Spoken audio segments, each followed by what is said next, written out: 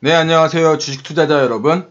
경제적 자유와 시간의 자유를 함께 만들어갈 주식하는 전산쟁이 주식공무원입니다. 최근 주식공무원이 투자 예탁금과 신용매매 등에서 자주 말씀을 드리고 있죠. 이것은 바로 풍부해진 시장의 유동자금 때문에 돈의 흐름에 대해서 많이 말씀을 드리고 있는데요. 오늘 연결해서 통화 유통 속도라는 거에 대해서 조금 말씀드리려고 합니다. 통화 유통 속도라는 것은 일정 기간 동안 돈이 거래에 사용된 횟수를 나타내는 것인데요. 분기당 명목 국내 총생산, 즉 GDP를 연으로 환산해서 시중 통화량인 광의통화, 즉 M2로 나눠주는 것을 의미합니다. 지금 제가 그래프로 이렇게 조금 보여드리고 있는데 이게 지금 통화 유통 속도를 그래프로 나타낸 그런 모습입니다. 이 그래프가 지금 이렇게 우하향하는 모습을 확인하실 수 있을 겁니다. 2018년 1분기부터 해서 지속적으로 이렇게 지금 통화 유통 속도가 이렇게 떨어지는 그런 모습을 보여드리고 있는데요. 이 통화 유통 속도가 느려진다는 것은 시중의 적재적소에 돈이 흘러들어가지 못한다는 것을 의미하기도 합니다. 사람 몸에도 피가 잘 돌지 않으면 문제가 생기듯이 경제에도 돈이 잘 돌지 않으면 문제가 발생할 수 있다는 얘기입니다. 그 통화유통 속도는 경제 발전과 그리고 물가 상승과 동행하는 모습을 보입니다. 경기가 좋아지면 당연히 거래가 많아지겠죠. 이 거래가 많아진다는 것은 뭐 신용카드 등의 사용이 현금보다 더 많아진다는 것이고요. 이렇게 된다면 현금 보유에 대한 어떤 심리가 감소하게 됩니다. 즉 화폐 이동 속도가 더 빨라지고 이 한국은행에 의해서 만들어진 자료를 제가 조금 보여드리면 2020년도에 우리나라의 시중에는 돈이 약 한 105조 정도 풀렸습니다.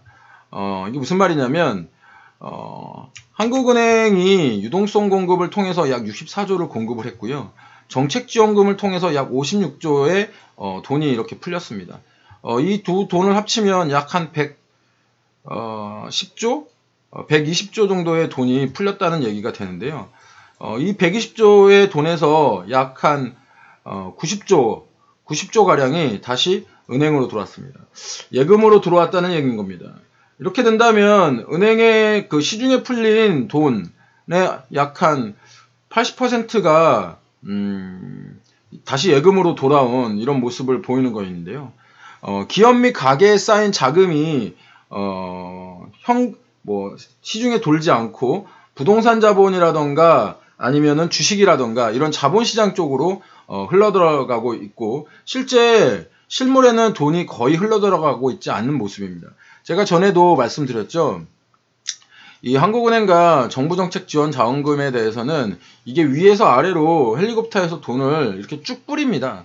그러면 헬리콥터에서 돈을 뿌리게 되면 필요한 사람도 돈을 받게 되지만 그 위에 필요하지 않은 사람들이 먼저 그 돈을 다 가져가게 되죠. 그래서 실질적으로는 돈이 필요한 이 맨 아래에 있는 사람들은 그 돈이 다 그 사람들에게로 흘러들어가지 않는다라는 이야기는 여러 번 드렸습니다. 코스닥 코스피 지수가 지금 그 코로나 이전으로 지금 돌아왔습니다. 미국 증시도 어저께 나스닥이 다시 한번 종가상으로 10,000포인트를 찍으면서 빅테크들이 이렇게 상승하는 그런 모습을 보이고 있습니다. 이런 모습은 실물과 자본시장의 괴리가 훨씬 더 이렇게 늘어나고 있다라고 보시면 좋을 것 같습니다. 최근 발표된 한국에서 부자는 얼마라고 생각하냐라고 하는 그 자료에서 한국 부자 기준이 약 한 10억 정도라고 이야기를 하시는 그런 분들이 많으시더라고요. 한국 부자가 10억이라고 하는 것은 이게 이제 자본 시장에 있는 돈과 그리고 이제 그 부동산에 있는 돈 이런 돈을 모두 합쳐서 10억이라고 이제 얘기를 하는데 이 10억이라는 돈이 뭐 크다면 크고 뭐 사실 적다면 적은 돈입니다. 왜 그러냐면 서울에 있는 아파트 가격이 거의 뭐 한 그 10억을 거의 다 넘고 있죠. 뭐 강남에 있는 아파트 가격은 뭐 보통 한 평균적으로 한 20억 정도를 넘고 있는데 뭐 강남에 있는 아파트 한 채를 사려면 그러면 직장인이 1억 연봉을 가진 직장인이 20년 동안 단 한 푼도 쓰지 않고 모아야 강남에 있는 아파트 한 채를 살 수 있다라는 얘기가 됩니다.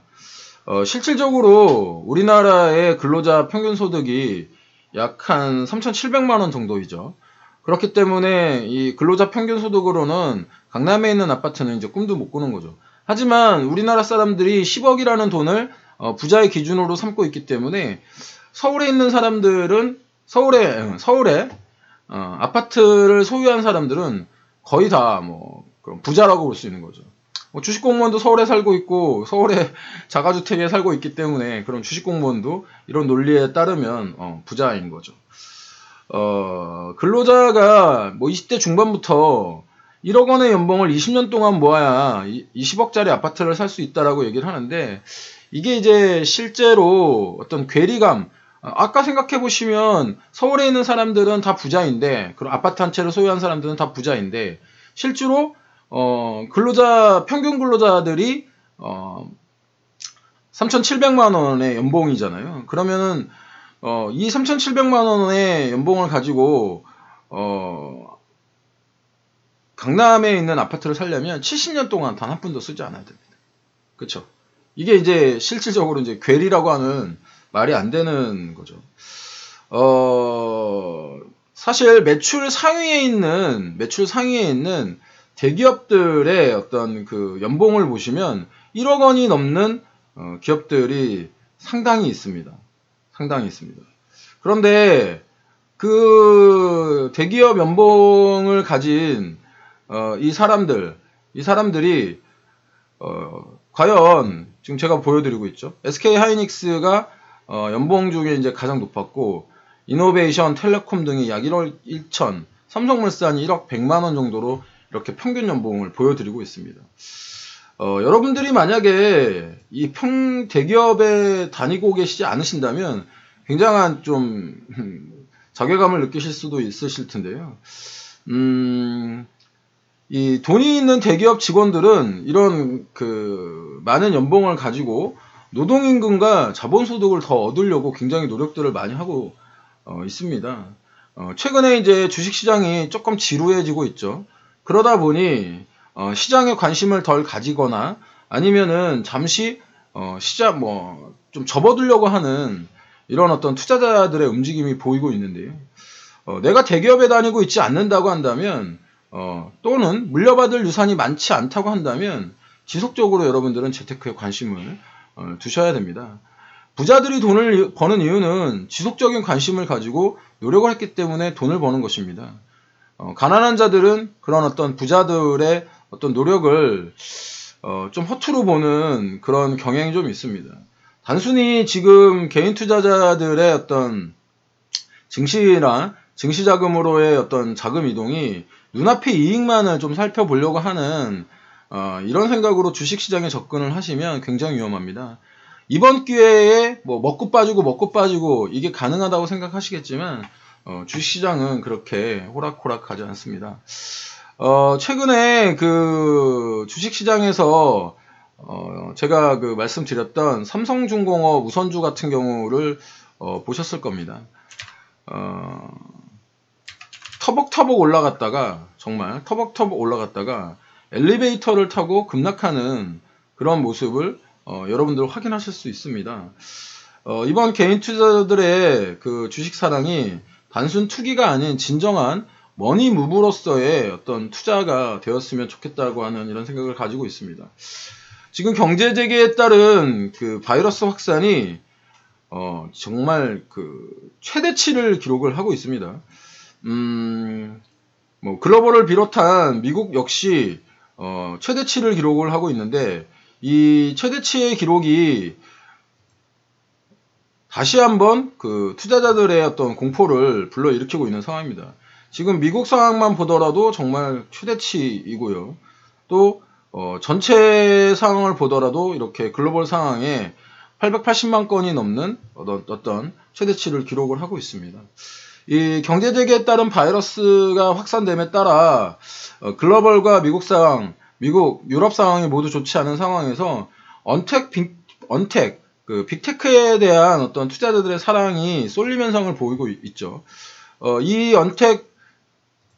빅테크들에 대한 시장 쏠림은 어저께 나스닥이 10,000포인트를 찍으면서 나스닥에 상장되어 있는 FAANG, 페이스북, 아마존, 넷플릭스, 구글, 또 ABC 같은 이런 종목들이 상승을 하고 있는 모습을 보이는데, 우리나라에서도 네이버, 카카오 등 빅테크에 대한 기업들이 다시 한번 큰 상승을 보이고 있습니다. 네이버와 카카오 같은 경우에는 실질적으로 2019년 12월에 비해 굉장히 2020년 1분기의 어떤 EPS 증가율, 기업의 이익의 증가율이 크기 때문에 그것들이 지금 현재 선반영되고 있는 그런 모습을 보이고 있습니다. 두 기업 모두 이제 아까 말씀드린 EPS 증가율이 작년 4분기보다 훨씬 좋은 모습이기 때문에 높은 주가에도 불구하고 이제 매수세가 몰리고 있는 그런 모습인데요. 하지만 네이버와 카카오 이 두 기업 모두가 지금 현재 오버슈팅 구간입니다. 그렇기 때문에 지금 현재 이렇게 많이 오른 상태에서 매수를 권해드리기는 좀 어렵습니다. 주봉이나 월봉을 보시면 이 종목이 얼마나 지금 급등하고 있는지를 여러분들이 확인하실 수 있을 겁니다. 여러분들 기업은 여러분들이 주식을 사는 것은 어떤 기업을 사는 것이 중요한 것이 아니고 좋은 기업을 싼 가격에 사는 것이 중요합니다. 그렇기 때문에 많이 올라간 기업들에 대해서 물론 EPS 증가율이라고 하는 기업의 성장을 보고서 투자하시는 분들도 계시겠지만 저는 개인 투자자분들은 이런 어떤 지금 많이 올라와 있는 급등한 종목보다는 올라갈 수 있는 종목을 공부를 해서 사시기를 권해드립니다. 제 시황이 여러분들의 투자에 인사이트를 주기를 바라면서 시황을 마무리하도록 하겠습니다. 시장 어렵지만 꼭 살아남으시고요. 지금까지 투자자들의 경제적 자유와 시간으로부터의 자유를 함께 만들어갈 따박따박 수익률의 주식공무원이었고요. 주식공무원과 함께 시장을 객관적으로 바라보는 눈 함께 만들어 가시기 바랍니다. 오늘도 화이팅 하시고요. 주식공무원과 함께 하시면 여러분들의 계좌 빨개지실 겁니다.